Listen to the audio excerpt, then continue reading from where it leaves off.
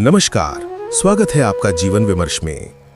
एक छोटा सा गांव था, शांत, सरल और मिट्टी की महक से भरा हुआ। गांव के चौपाल के कोने में एक पुराना नीम का पेड़ था, जिसके नीचे एक बूढ़ा बाबा रोज बैठा करते थे। सफेद बाल, धोती कुर्ता, शांत चेहरा, गांव भर में उनकी बुद्धि और शांति की मिसाल दी जाती थी। लोग कहते, बाबा जी को कभी गुस्सा नहीं आता, जो भी समस्या लेकर जाओ वो मुस्कुराकर हल बता देते हैं। और सच भी यही था। जब कोई गरीब दुख सुनाता तो बाबा उसके कंधे पर हाथ रखकर कहते, बेटा धैर्य रखो। जब कोई परेशान किसान आता, कहते, मन को शांत रखना सीखो। जब कोई झगड़ता, कहते, क्रोध इंसान को अंधा बना देता है। गांव के लोगों की नजर में बाबा जी गुस्सा न करने की जीवित मिसाल थे। एक दिन पास के गांव का एक आदमी, नाम था रामधीर, उधर से गुजर रहा था। उसे भी वर्षों से सुनाई देने वाली बात याद थी कि चौपाल वाले बाबा बहुत ज्ञानी हैं। रामधीर के जीवन में समस्याएं ही समस्याएं थीं। घर में कलह थी, व्यापार में घाटा था और मन हमेशा बेचैन रहता था।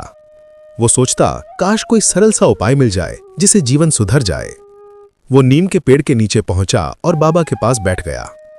रामधीर ने विनम्रता से पूछा, बाबा, जीवन में सुख और सफलता का कोई एक सरल सा तरीका बताइए जो मैं आज से ही अपना लूं। बाबा ने अपनी शांत आवाज में कहा, बेटा, कभी क्रोध मत करना। यही जीवन का सबसे आसान और सबसे कठिन सूत्र है। रामधीर ने जानबूझकर थोड़ा कान पर हाथ रखकर कहा, बाबा जी क्या कहा, ठीक से सुन नहीं पाया। बाबा थोड़ा ऊंची आवाज में बोले, कभी क्रोध मत करना। रामधीर फिर बोला, क्या, एक बार फिर कहिए, समझ नहीं आया। बाबा ने अपनी कमर सीधी की, थोड़ा जोर से बोले, अरे बेटा, क्रोध मत करना। रामधीर ने तीसरी बार फिर वही किया। क्या कहा, मुझे समझ नहीं आ रहा, थोड़ा और साफ साफ बताइए। बाबा जी का चेहरा पहली बार लाल पड़ने लगा, आंखों में चिड़चिड़ापन आया, स्वर भारी हो गया। तीसरी बार सुनकर बाबा जी फट पड़े, अबे मैंने 100 बार कहा क्रोध मत किया कर। और इतना कहते हुए उन्होंने बगल में रखी छड़ी उठाकर रामधीर के सिर पर दे मारी। रामधीर चुपचाप खड़ा हो गया। उसने अपना सर पकड़ा और बोला, बाबा जी, यही तो मैं समझना चाहता था। बाबा जी का गुस्सा ठंडा ही नहीं हुआ था कि उसे अपनी ही बात का भार समझ आने लगा। रामधीर बोला, बाबा, आप पूरी जिंदगी दूसरों को समझाते रहे कि क्रोध मत करो, पर एक साधारण सा सवाल आपका धैर्य तोड़ दिया। अगर हम खुद अपने उपदेश पर नहीं चलते तो दुनिया हमारी बात क्यों मानेगी। बाबा जी धीरे धीरे शांत हुए, उनकी आंखें भर आईं। रामधीर की बात सीधे उनके दिल में उतर गई।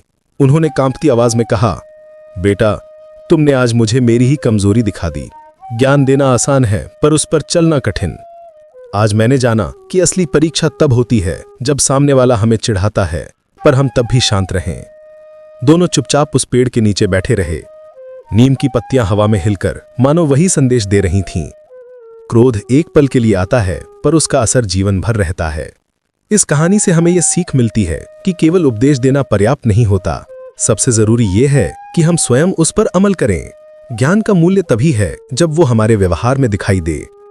अगर ये कहानी आपके दिल को छू गई हो तो कृपया वीडियो को लाइक करें, अपने विचार कमेंट में जरूर लिखें और ऐसी ही जीवन बदल देने वाली कहानियां पाने के लिए हमारे चैनल जीवन विमर्श को सब्सक्राइब कर लें।